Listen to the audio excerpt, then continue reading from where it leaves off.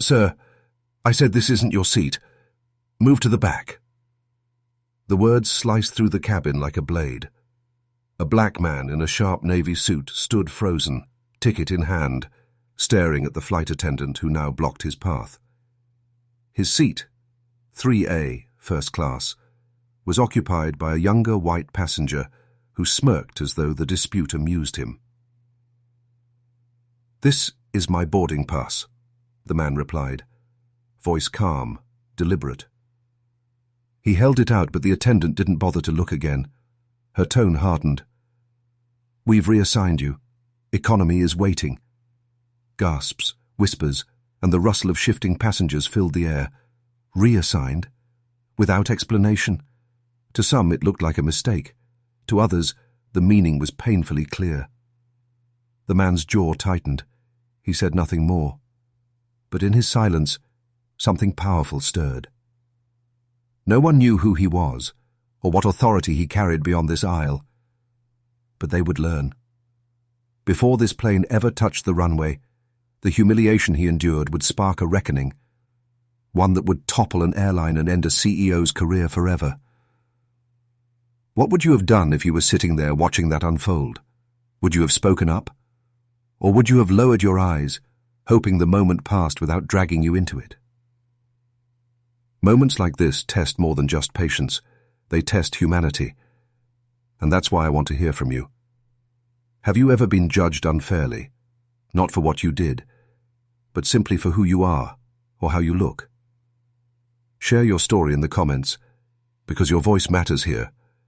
And if you believe injustice should never be ignored, make sure you subscribe so you never miss the stories that expose it and the justice that sometimes follows. Because what happens next in this story will prove that silence is not weakness, and that respect denied in one moment can echo louder than anyone expects in the next. Marcus Williams was not a man who needed to raise his voice to command respect. At 58 years old, he had spent a lifetime proving that dignity could be sharper than any weapon. His presence was unmistakable. The shine of his black leather shoes, polished with care that morning, the tailored navy suit pressed to perfection, the neatly folded case file tucked under his arm, containing notes for a lecture he planned to give at a university later that week. To the casual eye, he looked like any other professional traveler, perhaps a lawyer, maybe a businessman.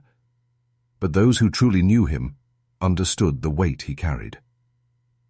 Judge Marcus Williams sat on the federal bench, appointed years earlier after decades of service in law.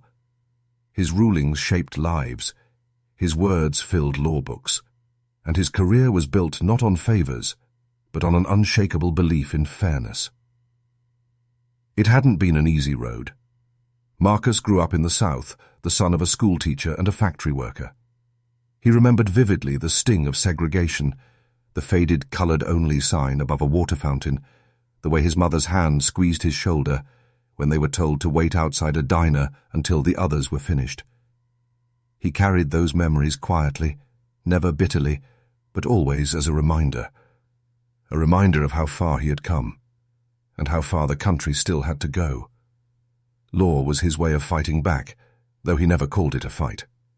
For Marcus, it was about proving that intellect and patience could dismantle prejudice one case at a time. His calm demeanor, his steady voice, and his insistence on fairness became his reputation. Colleagues respected him. Communities trusted him. Even those who lost cases in his courtroom left with the uneasy knowledge that his decisions had not been personal but principled. And so here he was, decades later, a man who had walked into rooms where no one expected him to belong and proven, again and again, that he did. That morning, as he packed his briefcase for the flight, he had thought only of the lecture he would give, about justice, about restraint, about the power of listening before speaking. He had no idea those very lessons would be tested before he even reached his destination. On the jet bridge, as he adjusted his tie and handed his boarding pass to the attendant, he was already thinking about the students who would hear his words. He didn't notice the looks, the sidelong glances some passengers gave him as he stepped into first class. He had endured such glances all his life. They slid off him like rain on glass. But injustice does not always announce itself with shouting. Sometimes it slips in quietly, dressed as procedure, cloaked in polite tones. And sometimes it chooses its moment carefully, waiting until pride is most exposed, until dignity is on display. That moment arrived when Marcus stopped at his seat and found another man already sitting there. The white passenger lounged easily, earbuds in, his jacket tossed casually over the armrest. The champagne glass on the tray table sparkled under the cabin lights. The young man didn't even look up when Marcus cleared his throat softly. It was the flight attendant who spoke, briskly, dismissively, telling Marcus the seat had been reassigned. For an instant, Marcus thought it must be a mistake, a clerical error. He had purchased this ticket weeks ago, confirmed it twice. He held out his boarding pass with the kind of patience only decades of discipline could teach, but the attendant didn't even glance down. Her expression said it all. Passengers were watching now, some whispering, others feigning distraction. Marcus felt the sting of memory, of doors closed in his face, of Yes, that dismissed him before he could speak. He thought of the lessons he had always taught his law clerks, that restraint was not weakness, that dignity was a weapon sharper than anger. And so he stood still, silent, as if weighing his options. Inside, though, he felt the burn of humiliation, not because he was denied comfort, but because after everything he had built, after decades of proving his worth, he was still seen, in this moment, as less.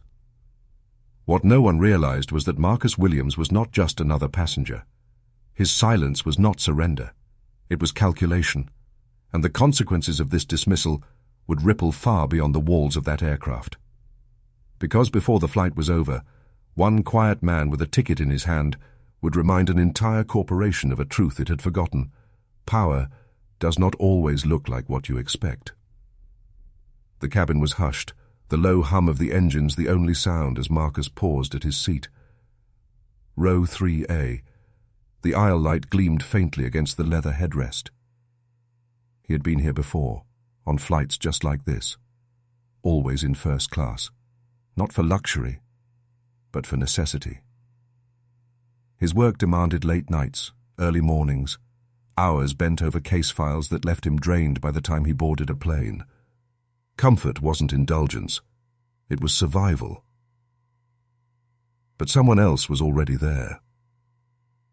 The young white man slouched lazily, earbuds tucked in, sunglasses still perched on his head, even though the cabin lights were dim. His jacket lay draped across Marcus's seat, as though it belonged to him. His shoes, scuffed and untied, pressed against the footwell Marcus had paid for. And when Marcus stopped, the man didn't even look up. "Excuse me," Marcus said, voice steady, offering the kind of courtesy that had been drilled into him by a lifetime of discipline. "I believe this is my seat." The man smirked without removing his earbuds. "Nah, I'm up, and not anymore." Confusion flickered across Marcus's face. He checked his boarding pass again. Clear as day, 3A, first class, paid in full. He held it out, ready to show the man, but before he could, a flight attendant appeared at his side. "Sir," she said curtly, eyes darting not at the boarding pass, but at Marcus himself. "You'll need to step aside. This seat has been reassigned." Passengers around them shifted in their seats, eyes flicking between the suited judge and the lounging young man. Whispers rippled. Some passengers frowned. Others smirked knowingly, sensing where this was headed. Marcus extended his ticket, calm but firm. "There must be a mistake. My seat is right here, 3A. The attendant's lips tightened. She didn't reach for the ticket. "Sir, we've moved you to economy. Row 26. It's already been handled." Row 26. The words hung in the air like a sentence handed down in court. Marcus felt the eyes on him. Some pitied, some amused. He had known humiliation before, but never in this way, never in a place where he had already paid his dues in every sense. He drew a slow breath, willing the heat in his chest to remain contained. "Respectfully," he said, his tone even. "I purchased this seat weeks ago. There has been no notice, no change communicated to me. Surely." But she cut him off, sharper now. "Sir, you're holding up the boarding process. If you don't comply, we'll have to ask you to leave the aircraft." The young man in the seat finally tugged one earbud out, grinning. "You heard her. Back of the plane. Don't make it a thing." Laughter bubbled from someone a few rows back. Not loud, but cruel enough. Marcus stood straighter, his jaw tightening. In his mind he saw flashes. His mother turned away at a lunch counter, his father waiting 3 extra hours at the factory gate for work that always went first to others. Decades of memories stacked one on top of the other, pressing down on him. And now, here, in 2023, in a suit tailored for a federal judge, he was being told once again, "Step aside. You don't belong here." He spoke softly, but his words carried. "I have my boarding pass. This is my seat. Please do not humiliate me further." For the first time the attendant's composure cracked, irritation flashing in her eyes. And then she said it, the sentence that sucked the oxygen out of the cabin. "You people need to stop causing trouble." The words were quiet, but everyone heard them. A woman in the second row gasped audibly. A man pulled his child closer, as if shielding her from the ugliness of it. Whispers rose like a wave. Some passengers stared down at their laps, unwilling to be part of it. Others glanced at Marcus with something between shame and sympathy. Marcus didn't move. His fingers pressed tighter against the edge of his boarding pass until the paper crinkled. He could feel the heat rising in his chest, the years of discipline straining against the raw sting of insult. But he did not raise his voice. He did not lash out. He stood there, a mountain of restraint, letting silence say what rage could not. The young man chuckled under his breath, settling deeper into the seat that wasn't his. "Guess that settles it." The attendant gestured sharply. "Row 26, sir. Now." Marcus glanced down the aisle, past the curtain dividing first class from economy. Row after row stretched before him, filled with the hum of passengers who had heard everything, but would do nothing. A walk of shame, designed not just to inconvenience him, but to reduce him. Slowly, he drew in a breath and exhaled.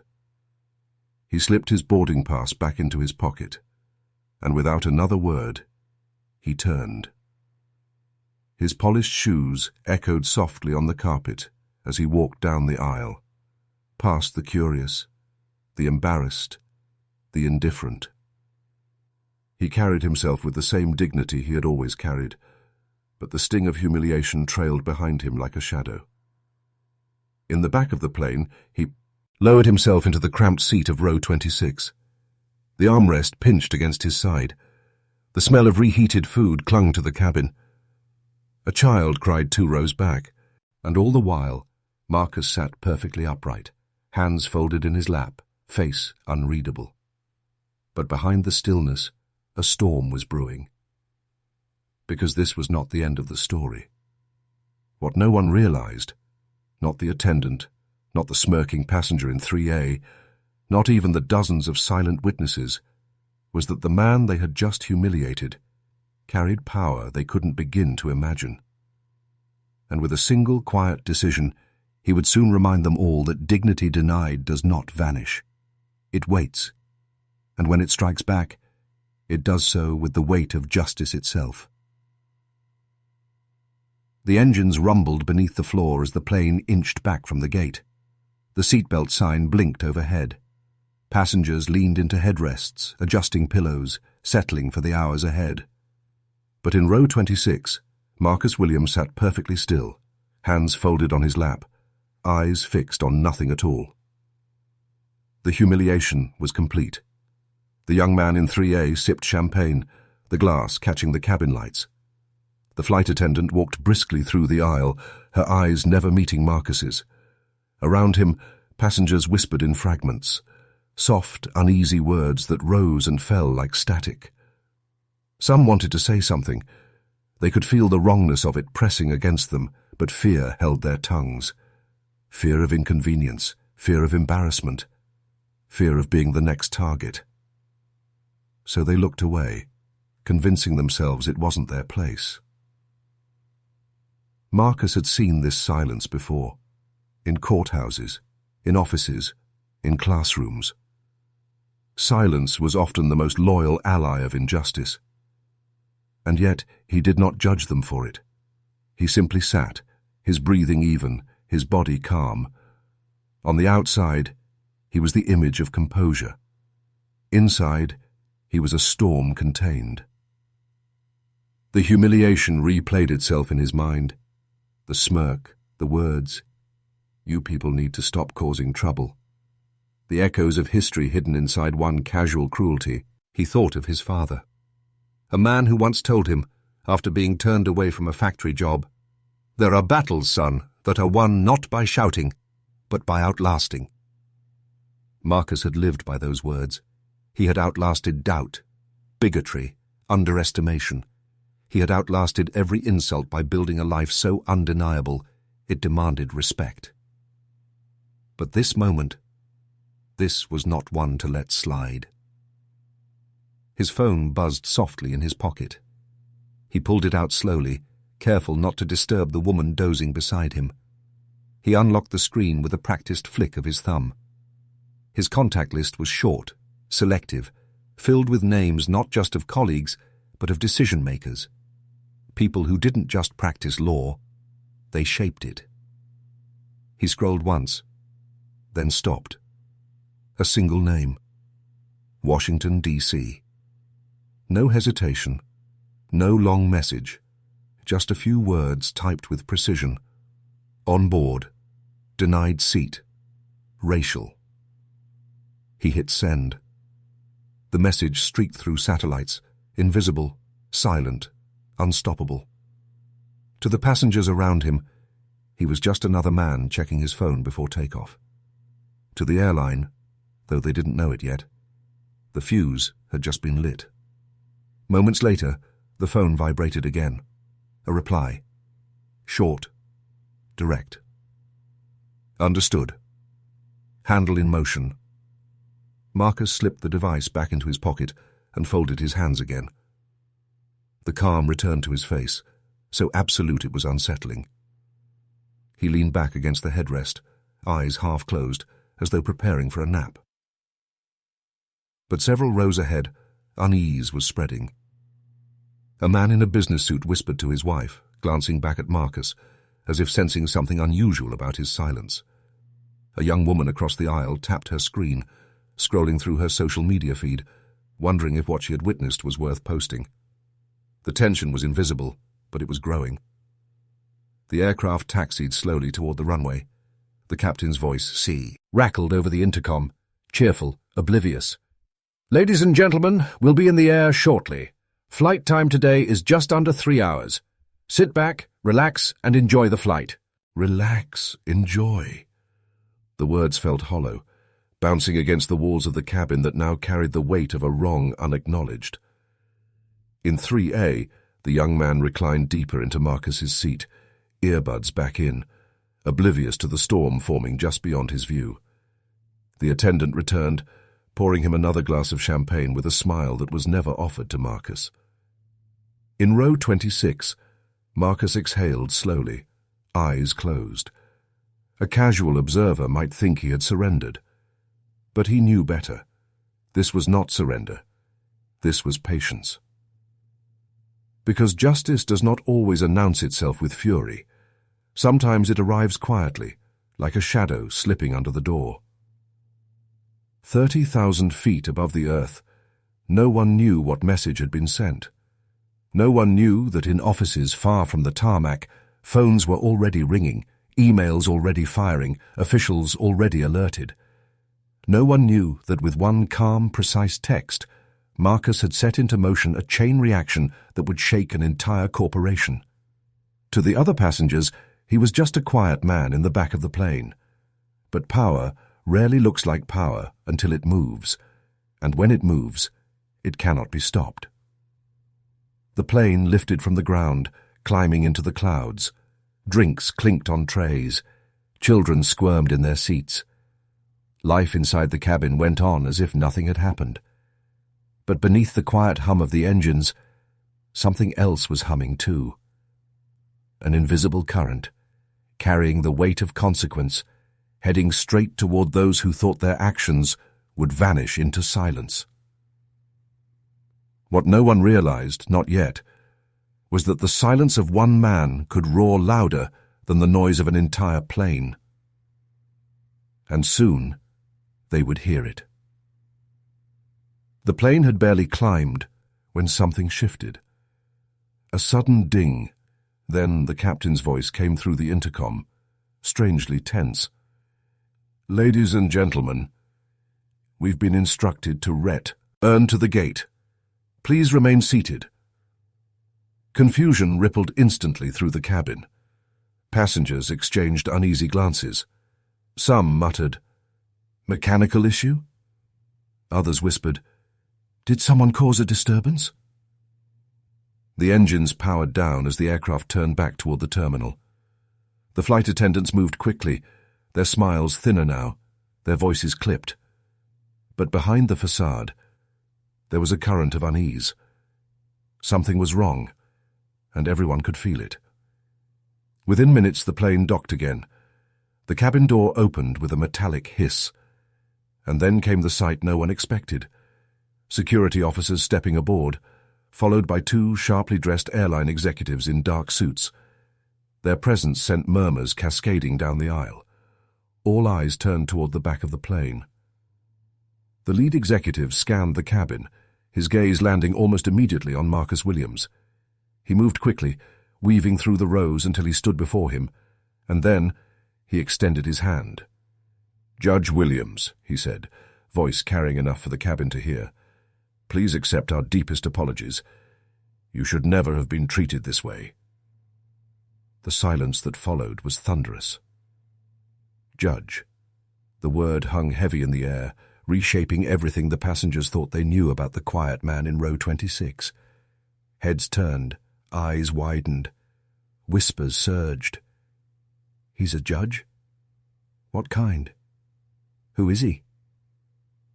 Marcus rose slowly, his posture calm, controlled, though his presence now filled the space in a way that silenced even the whispers. The executive continued, his voice almost pleading. "Sir, your seat is waiting. This matter is being addressed immediately." The flight attendant who had dismissed him so curtly earlier stood frozen a few rows ahead, her face pale. Her hands twisted nervously at the hem of her uniform. She had no words now. But the revelation didn't stop there. A knot. Her executive, sweating slightly under the weight of the moment, cleared his throat.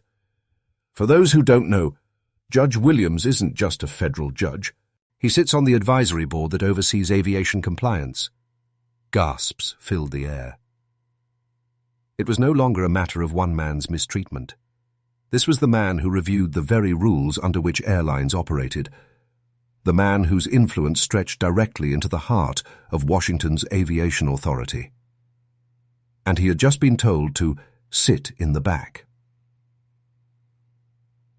The hierarchy flipped in an instant. The captain himself emerged from the cockpit, hat in hand, face drawn. He approached Marcus with a stiffness that looked more like fear than respect. "Your Honor," he said carefully, "I can only apologize. I had no knowledge of the situation until now." Marcus regarded him evenly, saying nothing, his silence more commanding than any outburst could have been. In 3A, the young man who had been so smug now sat bolt upright, his sunglasses removed, his face drained of color. He shifted uncomfortably in the stolen seat, suddenly aware of the weight of his arrogance. He opened his mouth as if to speak, then shut it again, sinking lower into the leather. Passengers who had once looked away in discomfort now watched openly, some with satisfaction, others with shame for their earlier silence. They were witnessing something rare, the quiet shifting of power in real time. The lead executive gestured toward first class, his tone deferential. "Your Honor, please. Your rightful seat is prepared. And rest assured, this incident will not go unanswered." Marcus walked back up the aisle with unhurried steps.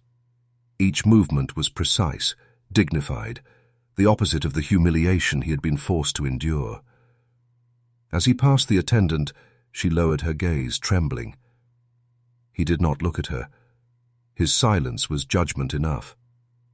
When he reached row 3A, the young man scrambled to gather his belongings, muttering apologies that sounded hollow even to himself. He slid into the aisle, his earlier RCTs, arrogance now replaced with visible shame. Marcus eased into his rightful seat at last. The leather creaked softly beneath him, but the sound carried like a gavel striking wood. The balance had shifted. The injustice had been exposed. The executives hovered nearby, nervous, deferential, as though waiting for instruction. The captain lingered, unsure whether to remain or retreat. And throughout the cabin, the passengers sat in stunned quiet, aware they were witnessing not just a correction, but the beginning of a reckoning that would ripple far beyond this single flight. What no one yet knew was that this moment, this humiliation turned revelation, was about to set off a chain of events that would reach the highest levels of the airline's leadership. And for the CEO who sat atop it all, the fall would be swift, merciless, and final. By the time the plane touched down, the story had already left the cabin. Passengers who had witnessed the humiliation and the reversal were quick to type. Tweets, Facebook posts, whispered texts to friends. "You won't believe what just happened on this flight." Some had snapped pictures, others short videos, the flight attendants' dismissive words, the moment executives rushed on board to make amends. In the digital age, nothing stayed contained for long. By nightfall, hashtags were climbing. Seat stolen lit up timelines, followed closely by #flying while black. Comments poured in from every corner of the country. Outrage built in real time, a wave too large to contain. And at the center of it all was a single, damning fact. The man they tried to belittle wasn't just a paying customer. He was a federal judge with direct ties to the nation's aviation board. The airline's first press release, hastily written and vague, only fanned the flames. "We are aware of an incident," it began, but the public wanted blood, not platitudes. The apology was too careful, too corporate, too cold. By morning, the headlines were everywhere. Prominent judge discriminated against mid-flight. Airline under fire for racial profiling. Regulators asked to investigate. Camera crews gathered outside the airline's headquarters. Shareholders, suddenly jittery, demanded emergency meetings. Civil rights organizations called for boycotts. Politicians, sensing the wind, raised their voices, and the name of the CEO, once untouchable, now trended alongside the scandal. Inside boardrooms, panic reigned. Stock prices tumbled with each news cycle, each new clip of the incident replayed across screens. Every angle of the humiliation was analyzed, dissected, broadcast again and again. The judge himself never gave a fiery speech, never sought cameras. His silence was more powerful than any soundbite. He continued his work, hearing cases, writing opinions, answering only when asked directly. When pressed by a journalist outside the courthouse, he responded with the simple line, "Dignity should not be negotiable at 30,000 feet or anywhere." Those words became a rallying cry. Within a week, class action lawsuits were filed on behalf of passengers of color who had experienced similar treatment. Lawyers flooded the courts with claims of systemic discrimination. Each case cited not just this one incident, but years of buried stories now finding daylight. The CEO tried to steady the ship. He appeared on television, stiff and defensive, insisting it was an isolated misunderstanding. But the public no longer believed him. Footage of him laughing at an investor conference months earlier resurfaced, and it only deepened the impression of arrogance. Behind closed doors, regulators, some of them personal colleagues of Judge Williams, began reviews of safety compliance, of hiring practices, of every corner of the airline's operations. They found what large corporations often try to hide: cut corners, ignored complaints, systemic blind spots. The damage became irreversible. Shareholders revolted, demanding the CEO's resignation. Under pressure from both the board and Washington, he stepped down in disgrace. His statement, laced with hollow regret, satisfied no one. By then, the airline's stock had shed billions in value. And still, the wave built. Competitors circled like sharks, slashing fares to lure passengers away. Travelers cancelled bookings en masse. Lawsuits drained cash. Creditors whispered the word no airline wanted to hear: bankruptcy. Within 2 months, the airline filed for restructuring. Entire routes were abandoned, planes grounded, thousands of employees left uncertain of their future. A company once seen as a giant was now stumbling, weakened beyond repair. All from a single moment. A stolen seat. A dismissive phrase. In living rooms and workplaces across the country, people shook their heads at the scale of it all. How could one flight change everything? And yet, it wasn't just one flight. It was years of unchecked arrogance, collapsing under the weight of accountability. And still, through it all, Judge Marcus Williams never raised his voice. He never demanded revenge. He simply allowed the truth to do what it always does: rise, break, and reshape the world around it. What began as humiliation ended as justice. Not loud, not dramatic, but absolute. And as the airline's name was slowly erased from airports and ticket counters, one truth lingered in the public conscience. Power doesn't always roar. Sometimes it whispers. Sometimes it waits. Sometimes it sits quietly in row 26 until the world finally has no choice but to listen. What no one realized that day on the plane was that they weren't just witnessing an inconvenience. They were witnessing the beginning of a corporate freefall, one that would end careers, empty bank accounts, and rewrite the standards of an entire industry. And it all began with a single stolen seat. In the weeks that followed, the airline's collapse became a cautionary tale. Analysts spoke of mismanagement, lawyers debated liability, and investors mourned their losses. But beneath the headlines, there was a quieter truth, one harder to measure on a balance sheet. It was the truth embodied in Judge Marcus Williams himself. He never shouted. He never demanded vengeance. He did not pound fists or raise his voice above the hum of the engines. He simply endured the insult with dignity, made a single call, and allowed the weight of truth to carry forward. And in that silence, a message rang louder than outrage ever could. Because justice does not always announce itself with noise. Sometimes it arrives quietly, wrapped in patience, sharpened by years of restraint.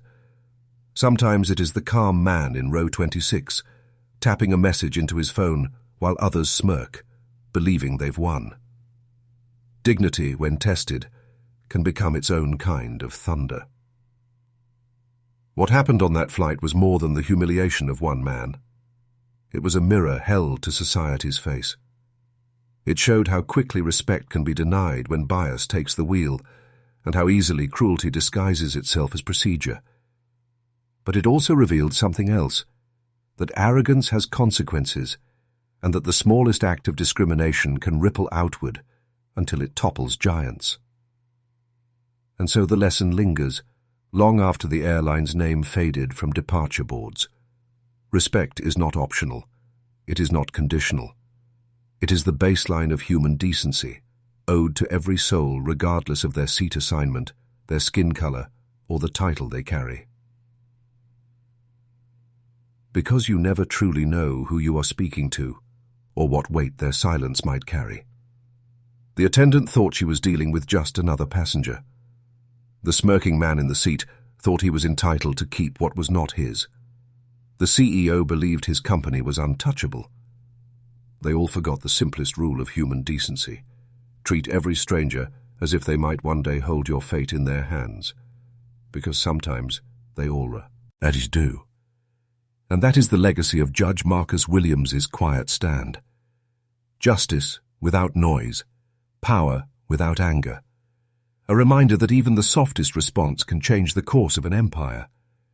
So the next time you see someone disrespected for nothing more than who they are, ask yourself, will you stay silent, or will you remember this story?